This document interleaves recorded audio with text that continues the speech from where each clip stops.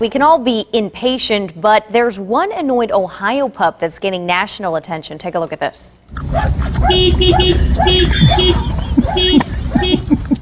That is Diamond. A couple had stopped at the Subway in Grove City for some lunch when they saw this little dog barking and honking at its owner to hurry up. By the way, Diamond's owner was only inside for just a few minutes. The video was posted on Facebook.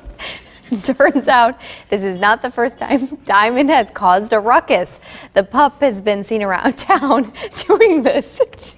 That is hilarious. Todd's about to lose it. But seriously, what a sassy dog.